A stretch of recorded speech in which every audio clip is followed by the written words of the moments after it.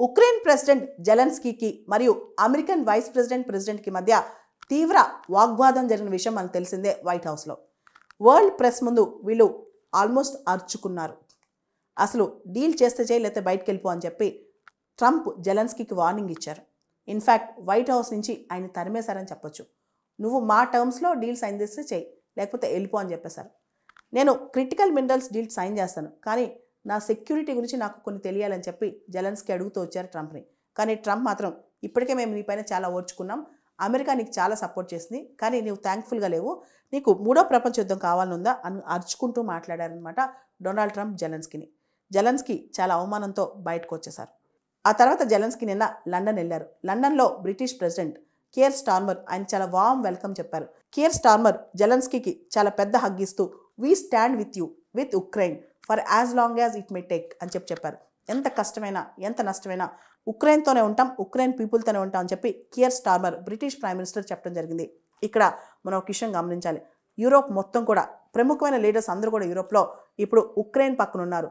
ప్రత్యక్షంగానో పరోక్షంగానో Donald ట్రంప్తో వాగ్వాదం తర్వాత అందరూ కూడా జెలెన్స్కీకి సపోర్ట్ చేశారు. మేము మీతో ఉన్నాం, నువ్వు ఒంటరిగా లేవు, నువ్వు ముందుకెళ్ళు అని చెప్పి అందరూ జెలెన్స్కీకి సపోర్ట్ చేశారనమాట. ఇక్కడ మరో విషయం కూడా మనం ప్రస్తావించుకోవాలి. European Commission president Ursula von der Leyen ఆవిడ సోషల్ మీడియా ద్వారా ఎక్స్ ద్వారా ఒక వ్యాఖ్య చేసింది. Will continue working with you for a just and lasting peace. మేము మీతో ఉన్నాం, నీతోనే ఉంటాం, శాంతి కోసం ఎంత దూరమైనా వస్తామని చెప్పి యూరోపియన్ కమిషన్ ప్రెసిడెంట్ కూడా ట్వీట్ చేయడం జరిగిందనమాట. ఆ తర్వాత Poland prime minister Donald tusk కూడా జెలెన్స్కీని ఉద్దేశించి ఒక వ్యాఖ్య చేశారు. యు ఆర్ నాట్ ఎలోన్, నువ్వు ఒంటరిగా లేవు, మేమందరం మీతో ఉన్నామని చెప్పి. ఇప్పుడు ఆలోచించండి, మొత్తం యూరోప్కి కొత్త ఆలోచన వచ్చింది, కొత్త భయం పట్టుకుంది. ఈరోజు ఉక్రెయిన్తో చేస్తున్నాడు ట్రంప్, రేపు మాతో చేస్తాడేమో. జర్మనీ కావచ్చు, పోలాండ్ కావచ్చు, బ్రిటన్ కావచ్చు, ఏ దేశమైనా కావచ్చు, మొత్తం యూరోపియన్ కమిషనే కావచ్చు, వీళ్ళందరికీ ఒకటే టారిఫ్లు ప్రకటించాడు. అందరిపైన టారిఫ్లు వేస్తున్నాడు. అది యూరోప్ కావచ్చు, కెనడా కావచ్చు, మెక్సికో కావచ్చు, చైనా కావచ్చు. రేపు మన వంతు రావచ్చు. మనం ఇప్పుడు అర్జెంటుగా డైవర్సిఫై చేసుకోవాలి. ఇక్కడ ఒక దేశానికి థ్రెట్ వస్తే అందరం ఆ దేశంతో ఉండాలి. అవసరమైతే ఆ దేశం కోసం మన కొత్త సెక్యూరిటీ సెటప్ ఏర్పాటు చేయాలి. పీస్ కోసం ఎంత దూరమైనా వెళ్ళాలి. యూరోప్ని అమెరికా ఎలిమినేట్ చేస్తుంది, దూరం పెడుతుంది. డొనాల్డ్ ట్రంప్ భవిష్యత్తులో చాలా అన్ఎక్స్పెక్టెడ్ థింగ్స్ చేసే అవకాశం ఉంది. ఈ టైంలో యూరోప్ మొత్తం సాలిడిఫై అవ్వాలి, యూరోప్ మొత్తం ఒక చోట ఉండాలి. ఉక్రెయిన్ విషయంలో యూరోప్ రీసెంట్గానే ఇమాన్యుయల్ మ్యాక్రాన్ అధ్యక్షతన ఒక సమ్మిట్ పెట్టుకుందనమాట. త్వరలో ఇంకో సమ్మిట్ కూడా పెట్టుకోబోతున్నారు. ఓవరాల్గా ఉక్రెయిన్ విషయంలో యూరోప్లో చాలా దేశాలు ఉక్రెయిన్ సపోర్ట్గా ముందుకు వస్తున్నాయి. ఇంతకుముందు అమెరికాలో ఉన్న జో బిడెన్ ప్రభుత్వం యూరోప్తో సహా అందరూ కలిసి ఉక్రెయిన్ సపోర్ట్ చేసేవాళ్ళు. ఇప్పుడు డొనాల్డ్ ట్రంప్ తీరు మార్చుకున్నారు.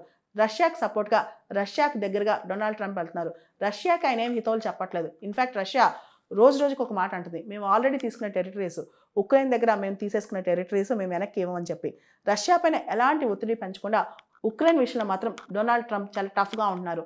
అసలు ఉక్రెయిన్ ఉపేక్షించేదే లేదని, ఉక్రెయిన్కి ఇవ్వాల్సిన ఎయిడ్ ఆపేస్తున్నామని చెప్పి, ఉక్రెయిన్ నాటోలో జారనివ్వని చెప్పి ఇలా డొనాల్డ్ ట్రంప్ చాలా వ్యాఖ్యలు చేస్తున్నారు. ఈ వ్యాఖ్యలన్నీ కూడా సంచలనం రేపుతున్నాయి అనమాట రేపొద్దున భారతదేశం పైన. ఎందుకంటే expect the unexpected things from Donald Trump. Donald Trump నుంచి మనం కొన్ని ఊహించలేము అనమాట.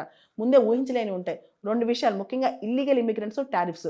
ఇండియా పైన కూడా చాలా ఎక్కువగా టారిఫ్స్ వేసే అవకాశం కనిపిస్తుంది డొనాల్డ్ ట్రంప్. కాంపిటేటివ్ ఎగ్జామ్ సంబంధించి, ప్రత్యేకంగా సివిల్ సర్వీసెస్ ఎగ్జామ్ సంబంధించి ఏ ఆప్షన్ చూస్ చేసుకోవాలి, ప్రిపరేషన్ ఎప్పుడు స్టార్ట్ చేయాలి, ఏ బుక్స్ రిఫర్ చేయాలి, ఇలాంటి డౌట్స్ ఉంటే CSBIS అకాడమీని కాంటాక్ట్ అవ్వచ్చు. దీనికి సంబంధించి నా పర్సనల్ అపాయింట్మెంట్ ఈ వీడియో పైన డిస్ప్లే అవుతున్న కాంటాక్ట్ నెంబర్కి ఫోన్ చేసి తీసుకోవచ్చు.